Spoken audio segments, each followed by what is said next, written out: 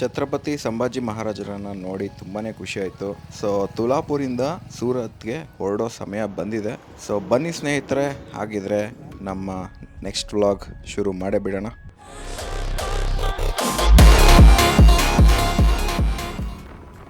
ಕಾರಣಾಂತರದಿಂದ ತ್ರಯಂಬಕೇಶ್ವರ ಟೆಂಪಲ್ಗೆ ಹೋಗೋಕ್ಕಾಗಿಲ್ಲ.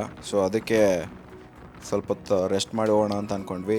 But rest ಮಾಡೋಣ ಅಂದರೆ ನಮಗೆ ಪ್ಲೇಸ್ ಕವರ್ ಮಾಡೋಕ್ಕಾಗಲ್ಲ, ಯಾಕೆಂದರೆ ಸೂರತ್ ತುಂಬಾ ದೂರ ಇದೆ. ಸೊ ನಾವೇನು ಪ್ಲ್ಯಾನ್ ಮಾಡ್ಕೊಂಡ್ವಿ ಅಂದರೆ ನೆಕ್ಸ್ಟ್ ಟೈಮ್ ಏನಾದರೂ ಹೋದರೆ ತ್ರಯಂಬಕೇಶ್ವರ್ ಒಂದೇ ಅಲ್ಲ, ಜ್ಯೋತಿರ್ಲಿಂಗ ಟೆಂಪಲ್ಸ್ ಇಂಡಿಯಾದಲ್ಲಿ ಎಷ್ಟಿದೆ ಎಲ್ಲ ಕೂಡ ಬೈಕ್ ರೈಡ್ ಮಾಡಿ ಮುಗಿಸಿ ದರ್ಶನ ಮಾಡ್ಕೊಂಬರೋಣ ಅಂತ ಅಂದ್ಕೊಂಡಿದ್ದೀವಿ. ಸೊ ಆ ಪ್ಲ್ಯಾನು ಶೀಘ್ರದಲ್ಲೇ ಇದೆ. ಮೋಸ್ಟ್ಲಿ ನೆಕ್ಸ್ಟ್ ಇಯರ್ ಅಂತ ಅನಿಸುತ್ತೆ, ಯಾಕೆಂದರೆ ಶ್ರೀಲಂಕಾ ಟ್ರಿಪ್ ಬೇರೆ ಇದೆ ಮತ್ತು ಅಂಡಮಾನ್ ಟ್ರಿಪ್ ಇದೆ. ಸೊ ಎಲ್ಲ ಮುಗಿಸ್ಕೊಂಡು ನೆಕ್ಸ್ಟ್ ಹೋಗೋದು ಐಡಿಯಾ ಇದೆ. ಹೊಟ್ಟೆ ಬೇರೆ ಎಸಿತಾಯಿತು. ಪಕ್ಕದಲ್ಲಿ ನೋಡಿದ್ರೆ ಒಂದು ಸೂಪರ್ ಆಗಿರೋ ಹೋಟ್ಲಿತ್ತು. ಹಾಗೆ ವೆಜ್ ಬಿರಿಯಾನಿ ತಿಂತಿದ್ರೆ ಒನ್ ಮೋರ್ ಅಂತ ಹೇಳಬೇಕು. ದೇವಮ್ಮನ ಬರಬೇಕಲ್ಲ, ಅದೇ ಮೇಲೆ ಮೇಲೆ ಏನೋ ಕಡೆ ಬರ್ತೈತೆ.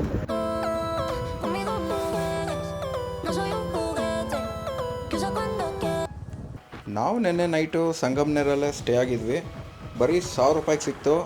ನಾವು ಆಲ್ಮೋಸ್ಟ್ 11 ಗಂಟೆನೋ 11 ಕಾಲೇನೋ ಆಗಿತ್ತು ರೀಚ್ ಆಗಿದ್ದು. ಅಷ್ಟೊತ್ತಿಗೆ ಓನರ್ ಹೊರಗಡೆ ಮಲಗಿದ್ರು. ಪರವಾಗಿಲ್ಲ ಬನ್ನಿ ಕೊಡ್ತೀನಿ ರೂಮ್ ಅಂತ ಹೇಳಿದ್ರು. ಹೋಗಿ ಮಲಗಿದ್ವಿ. ಬೆಳಗ್ಗೆ ಲೇಟಾಗಿ ಎದ್ದೇಳಿದ್ವಿ, 9:30ಗೇನೋ ಎದ್ದೇಳಿ ರೆಡಿಯಾಗಿ ಹೊರಟ್ವಿ. ಸೊ ನಾವು ಹೋಗ್ತಿರೋ ರೂಟ್ ಯಾವುದು ಅಂದರೆ ತುಲಾಪುರಿಂದ ಸೂರತ್ ಕಡೆಗೆ. ಸೊ ಇದು ಬಂದು ಮುಂಬೈ ಎಕ್ಸ್ಪ್ರೆಸ್ ಹೈವೇ ಇದೆಯಲ್ಲ, ಮುಂಬೈ ಅಹಮದಾಬಾದ್ ಹೈವೇ NH48, ಆ ರೂಟಲ್ಲಿ ಬಂದಿದ್ದು. ನೀವೇನಾದರೂ ನಾಸಿಕ್ ಕಡೆ ಬಂದರೆ ಸುಲಾ ವೈನ್ ಯಾರ್ಡ್ಸ್ ಅಂತಿದೆ, ವೈನ್ ಕ್ಯಾಪಿಟಲ್ ಆಫ್ ಇಂಡಿಯಾ ಅಂತ ಹೇಳ್ತಾರೆ. ಸೊ ಅಲ್ಲಿ ಬಂದು ನೀವು ವೈನ್ ಟೇಸ್ಟ್ ಮಾಡ್ಬೋದು, ತುಂಬ ಚೆನ್ನಾಗಿರುತ್ತೆ. ಅದು ಬಿಟ್ಟರೆ ತ್ರಯಂಬಕೇಶ್ವರ ಟೆಂಪಲ್ ಎನಿವೇಸ್ ನಾವು ಸ್ಕಿಪ್ ಮಾಡಿದ್ವಿ. ಪಾಂಡವ್ಲೇನಿ ಕೇವ್ಸ್ ಅಂತಿದೆ, ಏನ್ಷಿಯಂಟ್ ರಾಕ್ ಕಟ್ ವೇಸ್ ಇರುತ್ತೆ. ಸೊ ಅದು ಬಂದು ತುಂಬ ಹಳೇದು, 3rd ಸೆಂಚುರಿ ಅಂದರೆ 3ನೇ ಶತಮಾನದ್ದು ಅಂತ ಹೇಳ್ತಾರೆ. ಸೊ ಅದು ಬಂದು ಬುದ್ಧಿಸ್ಟ್ ಸ್ಕಲ್ಪ್ಚರ್ಸ್ ಮತ್ತು ಇನ್ಕ್ರಿಪ್ಷನ್ಸ್ ಒಳಗೊಂಡಿರುತ್ತೆ. ಸೊ ತುಂಬ ಚೆನ್ನಾಗಿದೆ, ಬ್ಯೂಟಿಫುಲ್ ಪ್ಲೇಸ್ ಅಂತ ಹೇಳ್ಬೋದು.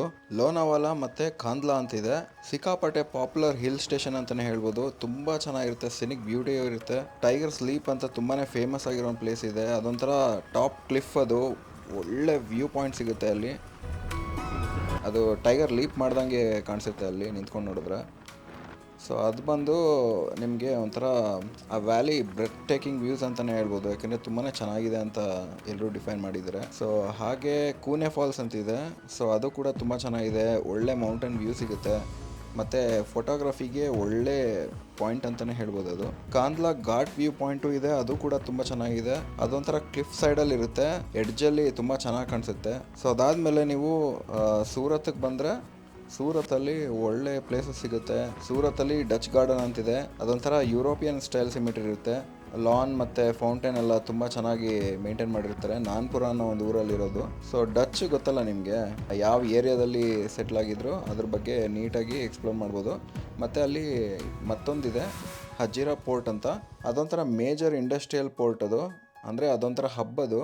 ಅದು ಬಂದು ಟ್ಯಾಪಿ ರಿವರ್ ಅಂತಿದೆಯಲ್ಲ, ಅದರ ಪಕ್ಕದಲ್ಲೇ ಇರುವಂಥದ್ದು. ಸೊ ಇದು ವಿಸಿಟಿಂಗ್ ಟೈಮ್ ಬಂದು ಅಕ್ಟೋಬರಿಂದ ಮಾರ್ಚು ಪ್ರಿಫರಬಲ್ ಅಂತ ಹೇಳ್ಬೋದು. ಫಿಶಿಂಗ್ ಹೆಂಗೆ ಮಾಡ್ತಾ ಇದ್ದಾರೆ ಅಂದರೆ ಅಪ್ಪ ಮಗ ಸೇರಿಕೊಂಡು, ಫ್ಲಡ್ ಆಗಿದೆಯಲ್ಲ. ಸೊ ಈಗ ಫ್ಲಡ್ಡಿಂದ ಯಾವ ಊರಿಂದ ಎಲ್ಲೆಲ್ಲಿ ಯಾವ ಕಡೆ ಮೀನುಗಳು ಹರಿದು ಬರ್ತಾ ಇದೆಯೋ ಗೊತ್ತಿಲ್ಲ. ಸೊ ಇದೇ ಒಳ್ಳೆ ಅವಕಾಶ ಅಂಥೇಳಿ ಅವರು ಆಪರ್ಚುನಿಟಿನ ಚೆನ್ನಾಗಿ ಯೂಸ್ ಮಾಡ್ಕೋತಾ ಇದ್ದಾರೆ.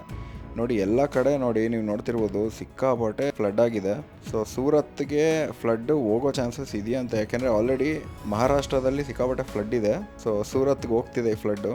ಸೊ ನಾವು ಅದೇ ವೇಲ್ ಹೋಗ್ತಾ ಇದ್ವಿ. ಗೊತ್ತಿಲ್ಲ ನಮಗೆ ರೋಡ್ಗಳು ಸಿಗುತ್ತೋ ಇಲ್ವೋ ಏನು ಅಂತ ಗೊತ್ತಿಲ್ಲ. ಬಟ್ ಡೆಫಿನೆಟ್ಲಿ ಸೂರತ್ ಪ್ಲ್ಯಾನ್ನ ಕ್ಯಾನ್ಸಲ್ ಮಾಡೋ ಚಾನ್ಸಸ್ಸೇ ಇಲ್ಲ. ಸೊ ಬನ್ನಿ ಸ್ನೇಹಿತರೆ, ನಿಮ್ಮ ಈ ಸಪೋರ್ಟು ನನಗೆ ಅತ್ಯವಶ್ಯಕ ಅಂತಲೇ ಹೇಳ್ತೀನಿ. ಸೊ ಬನ್ನಿ ಹಾಗಾದರೆ ಹೋಗೋಣ.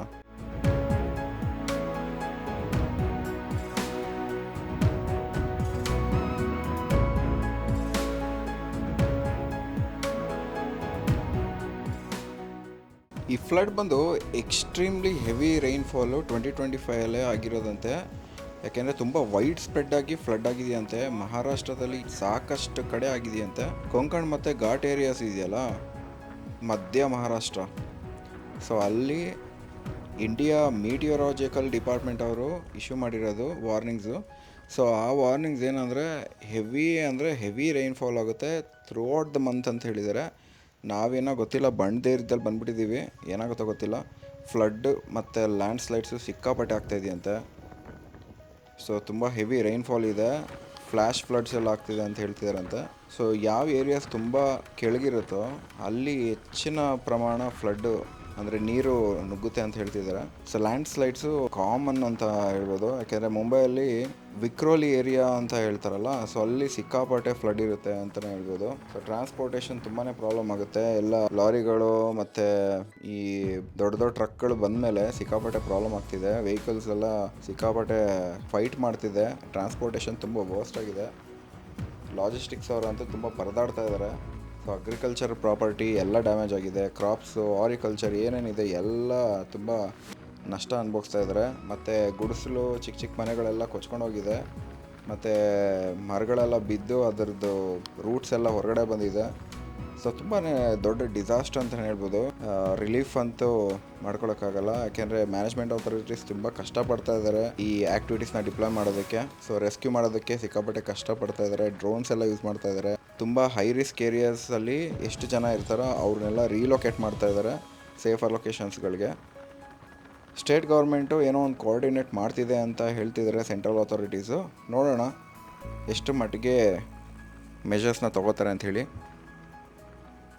ನಾನು ಆಗಲೇ ಹೇಳಿದಾಗೆ ಮಹಾರಾಷ್ಟ್ರದಿಂದ ನಮ್ಮ ಜೊತೆನೇ ಫ್ಲಡ್ಡು ಕೂಡ ನಮ್ಮನ್ನ ಫಾಲೋ ಮಾಡಿಕೊಂಡೇ ಬಂದಿದೆ. ಸೊ ಸೂರತ್ತಲ್ಲೂ ಕೂಡ ಫ್ಲಡ್ಡು ಸ್ಟಾರ್ಟ್ ಆಗಿದೆ. ಅತಿಯಾದ ಮಳೆ, ಸಿಕ್ಕಾಪಟ್ಟೆ ಮಳೆ. 24 ಅವರ್ಸಲ್ಲಿ ಹೈಯೆಸ್ಟ್ ರೆಕಾರ್ಡು 346 mm ಅಷ್ಟು ಮಳೆ ಉಯ್ದಿದೆಯಂತೆ.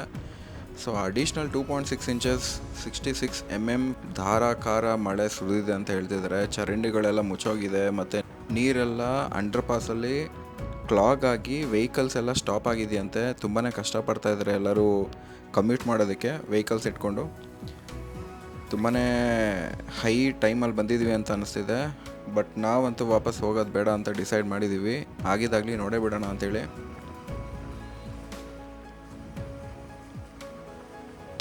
ಸೊ ಸಿಟಿನ ತಲುಪೇ ಬಿಟ್ವಿ ನಾವು ಈಗ.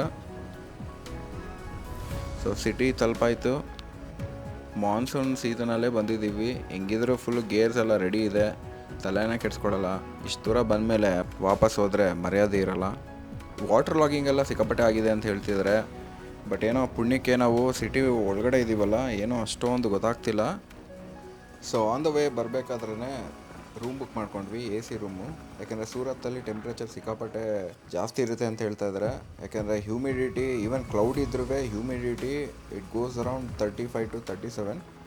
ಸೊ AC ರೂಮ್ಸ್ ಅಂತೂ ಮಸ್ಟು ಎಲ್ಲರಿಗೂ. ಬರೀ 1200 ರೂಪಾಯಿಗೆ ಮಾತಾಡಿದ್ದೀನಿ ಆಲ್ರೆಡಿ. ಕಡಿಮೆಗೆ ಸಿಗ್ತಿದೆ. 1200 ರೂಪಾಯಿ ಸಿಟಿ ಸೆಂಟ್ರಲ್ಲೇ ಸಿಗ್ತಿದೆ.